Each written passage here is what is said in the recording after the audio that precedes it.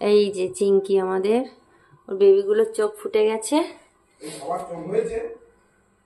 দুজনের তো দেখছি এখনো ফোটেনি।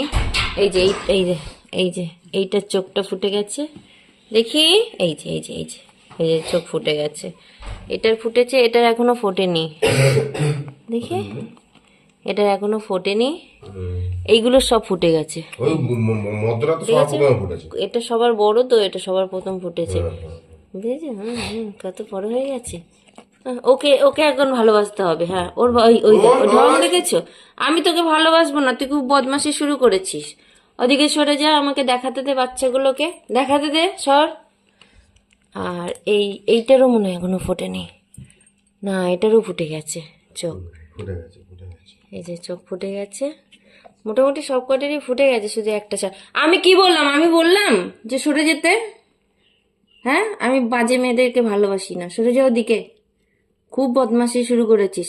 ঠাকুর ঘরে ঢুকে ঠাকুরের জিনিস, সরস্বতী পুজো করেছি, গিয়ে রাত্রেবেলা খাবার খেয়েছে, তারপরে ঠাকুর ঘরে ঢুকে সব কিছু ফেলেছে ওখানে। তোমার বদমাশি অনেক বেড়ে গেছে। এটা ফেলে দিয়ে? হ্যাঁ, কালকে করেছে ওটা। অনেক বদমাশি ওর বেড়ে গেছে। ভাবছি ওকে কিছু বলবে না, শুধু এখান থেকে খাটে থেকে বার হও না, তোমার মা আর দেখবে না, মাটিতে পড়বে না একটাও, সব পিঠে পড়বে। যেমন বড় হয়ে গেছে বাচ্চাগুলো, এই চোখ ফুটে গেছে তো কেমন বাইতে থাকবে দেখো না। ইঁদুর বাচ্চা থেকে মানুষের বাচ্চা হয়ে গেছে, এবার বাইতে থাকবে। এইটারই মনে, এইটা সবার ছোট মনে হয়, এইটার এখনো ফোটেনি।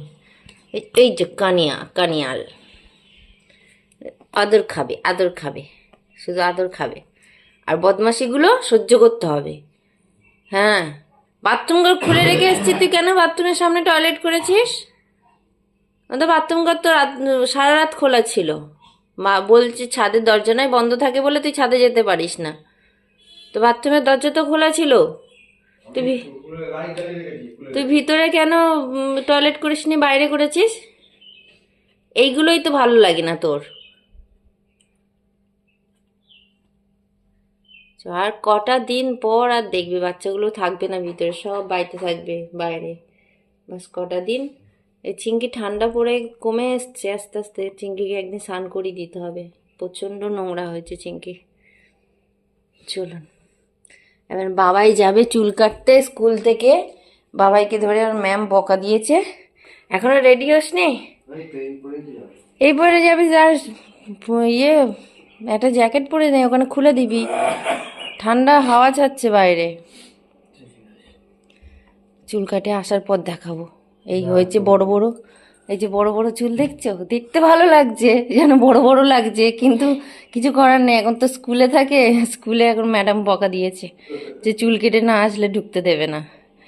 অনেকদিন ধরে বলছে আমি চুল কাটবো না কাটবো না। একদিন সানডে, আগের সানডে তোর পাপা পয়সাও দিয়ে এসেছিল চুলের দোকানে, ও বলে আমি কাটবো না, গেল না। তাই ওই সপ্তাহের মধ্যেই টিচার ওকে বকেছে, এসে বলছে মা তোমাকে ফোন করেছে টিচার? আমি যে ফোন তো করেনি, বলছে আমাকে বকা দিয়েছে। এখন যাচ্ছে গুড় গুড় করে। মাছ কতগুলো কমে গেছে অনেক, অ্যাকোরিয়ামটা আবার পরিষ্কার করে এই ঠান্ডাটা কমলে আবার মাছ নিয়ে আসবে। চলুন কাজগুলো সেরে নিই তাড়াতাড়ি। যে চুল কেটে ঢুকছে, আর একটু ছোট ছোট করলি না উপরেরটা। এইবারে যেন মুখটা দেখা যাচ্ছে, বাবার চোখে চুল চলে এসেছিল, মুখ যেন বোঝা যাচ্ছিল, এমনিতে একটুখানি চুজু মুখ। এই ওগুলো ওখানে রাখিস না, ধুতে দে সব। হ্যাঁ, ধুতে দিয়ে দে, নিয়ে গেছিলিস তো স্যালুনে, সব ধুতে দে, আমি জল গরম বসিয়ে দিচ্ছি, স্নান করে নেবে। আর এই যে মা, এই তো পুরো নাঙ্গু পাঙ্গু হয়ে আছে। ছিচি প্যান্ট পর। এই যে সরস্বতী পুজো হয়েছিল শুক্রবার, কাল এসে তো ঘর নাড়িয়ে গেছে। আজকে সব উঠিয়ে গুছিয়ে মন্দিরে দিয়েছি মাকে। আর বড় একটা এই যে লক্ষ্মী ঠাকুরের পিকচার নিয়ে এসেছিলাম, সেটা আজকে বসিয়ে দিয়েছি। আর আগের যে লক্ষ্মী ঠাকুরের পিকচারটা না নষ্ট হয়ে গেছে নিচে দিয়ে, ওটা বিসর্জন করে দেবো। তো এখন বিসর্জন করতে আজকে যাবে না। হ্যাঁ, কে এসছে? এই যে গেটের আওয়াজ পেয়েছি, গিয়ে দেখছি মিটার চেক করতে এসছে, বিল দেবে। তো ওই দাদাই আসলো, মিটার চেক করে বিলটা দিয়ে গেছে।